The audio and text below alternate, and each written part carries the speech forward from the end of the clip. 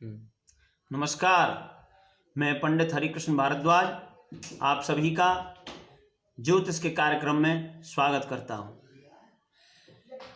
आज आप सभी को ज्योतिष के 12 भावों के बारे में परिचय कराएंगे कि ज्योतिष के 12 भावों में किस भाव से हम क्या जानते हैं, कौन सा भाव क्या बताता है, किस रिश्ते के बारे में, व्यक्ति के किस अंग के बारे में और जीवन की यात्रा के जो हमारे पड़ाव हैं, जन्म से मोक्ष तक 12 भाव किस प्रकार जानकारी देते हैं।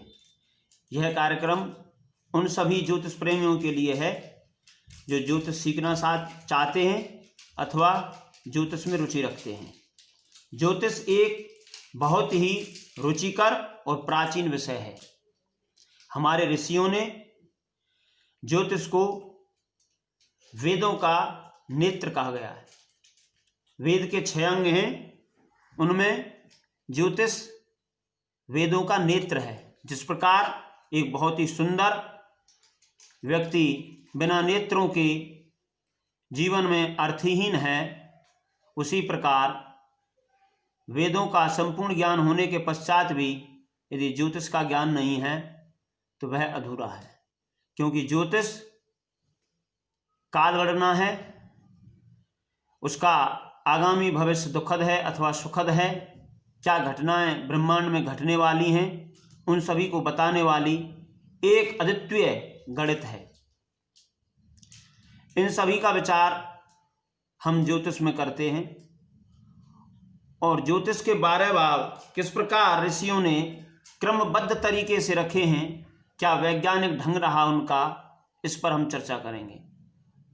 तो ज्योतिष में जो लग्न कुंडली है उसमें 12 भाव होते हैं। 12 भाव, उनमें आपके लग्न में कोई भी अंक हो सकता है लेकिन भाव नहीं बदलते हैं, अंक बदल सकता है। जैसे यहां पर हम देख रहे हैं, यहां लग्न लिखा है, यहां पर अंक 1 है। 1 के स्थान पर आपकी कुंडली में 2 हो सकता है, 3 हो सकता है अथवा कोई भी अंक हो सकता है। राशि परिवर्तित हो जाएगी किंतु भाव यहां लग्न ही रहेगा। आपकी कुंडली में यहां पर कोई भी अंक हो, इसको हम प्रथम भाव कहेंगे, लग्न कहेंगे।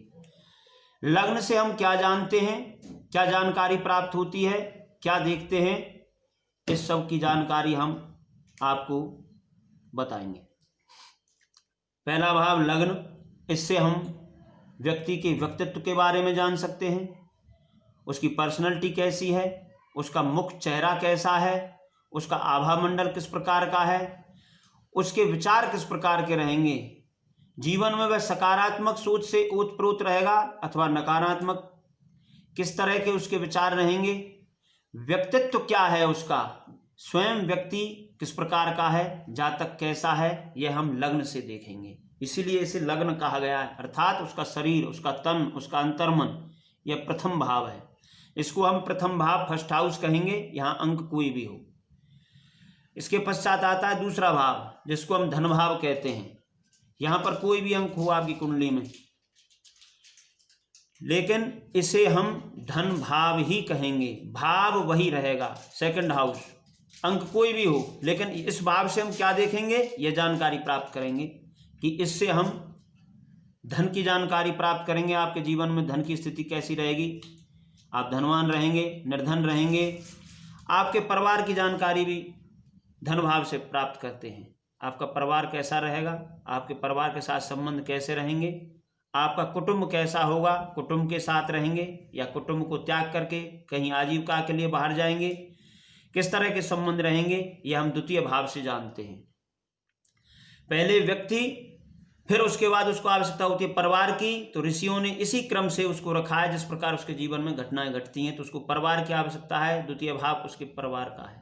वाणी का भी द्वितीय भाव है, उसकी वाणी मधुर रहेगी, कर्कश रहेगी, दूसरों पर उसका किस प्रकार का प्रभाव रहेगा, बात करने का ढंग किस प्रकार का रहेगा, वह दूसरों को अपनी बातों से, अपनी भाषा शैली से वाक्य विन्यास से आकर्षित करेगा अथवा नहीं, यह हम द्वितीय भाव से देखेंगे।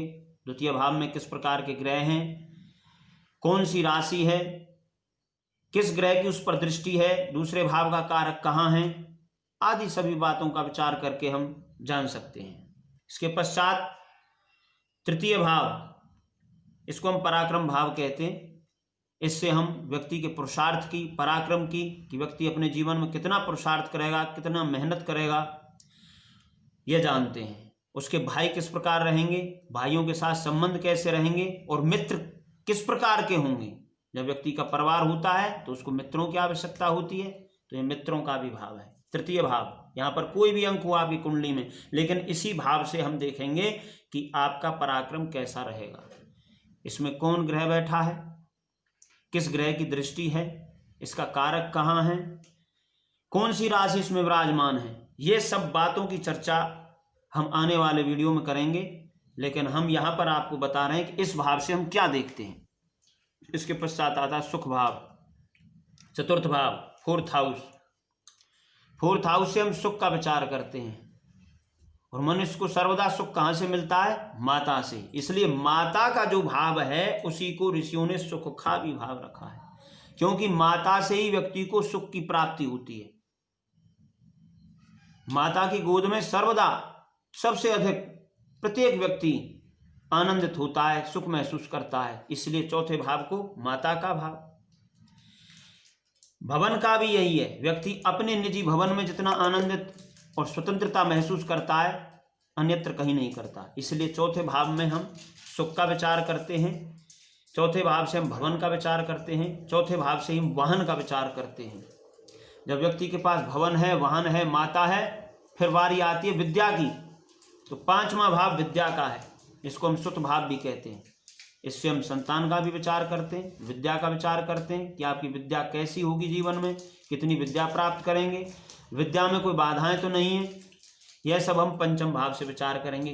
फिफ्थ हाउस, यह आपकी मंत्रणा शक्ति का विचार करते हैं कि आप दूसरों को किस प्रकार का परामर्श दे सकते हैं, मंत्रणा शक्ति किस प्रकार की है, नेतृत्व क्षमता आपकी कैसी है, लीडरशिप पंचम भाव से देखते हैं। इसी से हम आपका पाचन तंत्र देखते हैं कि आपका पाचन तंत्र किस प्रकार का है, आपको पेट संबंधी कोई रोग तो नहीं है, होगा अथवा नहीं होगा, प्रेम संबंध आपके कैसे रहेंगे, ये पांचवें भाव से देखते हैं। विद्या के पश्चात व्यक्ति प्रतियोगिताएं, कंपटीशन की तैयारी करता है, उसे सफलता मिलेगी अथवा नहीं मिलेगी, छठवें भाव से हम प्रतियोगिताओं का विचार करते हैं।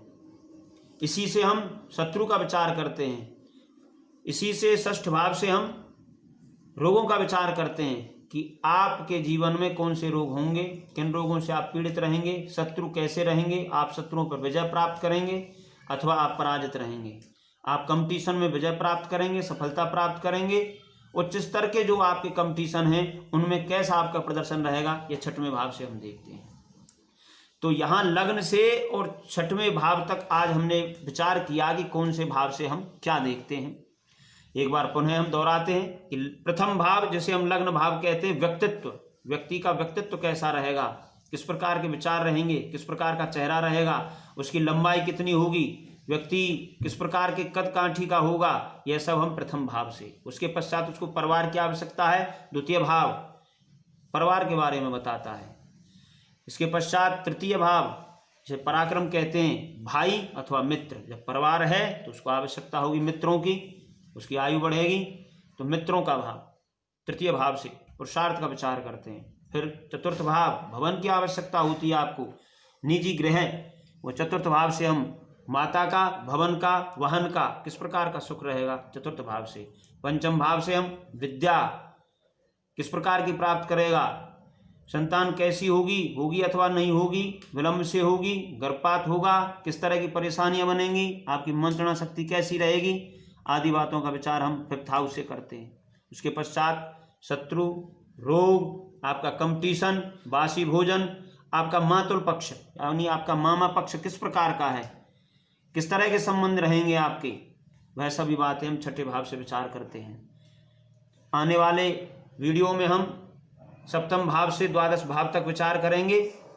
इसमें हमने प्रथम भाव से षष्ठ भाव तक बताया कि कौन से भाव से हम क्या देखते हैं, और ये बड़ी ऋषियों की क्रमबद्ध पद्धति है जन्म से और मोक्ष तक।